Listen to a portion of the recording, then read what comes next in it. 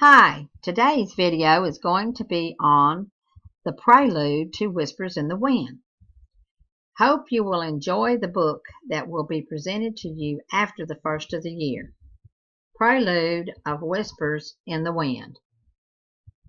There is a majestic pinon tree on a bluff overlooking an Indian village.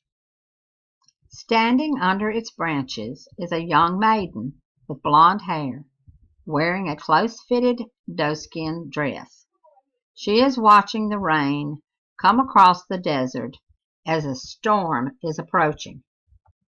Let's go, Little Talk. Hurry.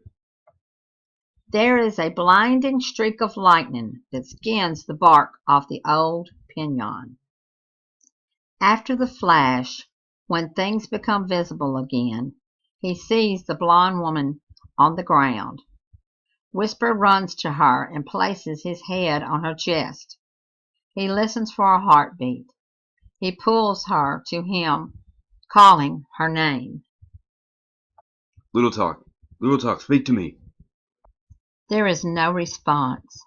He notices a burnt spot on her back. He sees that she has been hit.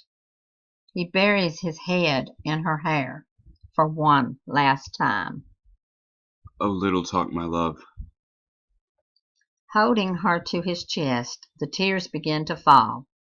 His cries echo from mountain to mountain. Whisper is devastated. The next full moon they would have been man and wife. Whisper sits there in the rain, holding her lifeless body.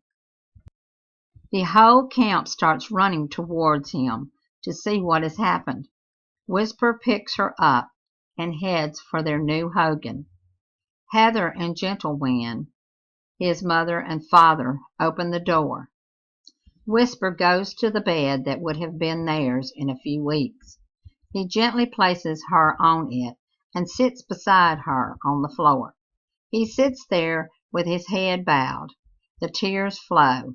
Heather and Gentlewind are on the other side of the bed, there to comfort him.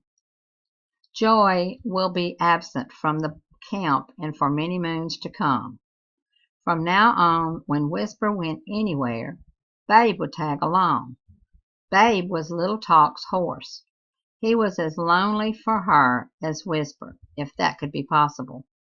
They gave Little Talk a Christian burial under her favorite tree, high on the cliff. Whisper takes the lucky necklace that was to be given to Little Talk and hangs it in the hogan.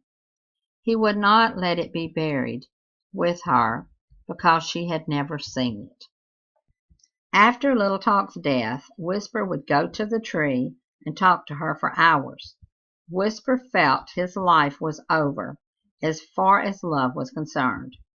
Who could ever compare to Little Talk? He knew that she was with Jesus. He would someday go to her, but for now she could not come back to him. Nothing seemed to help. Day after day it was the same. For days Whisper spoke to no one, not even Gentlewind or Heather. One day Whisper will be chief of the tribe.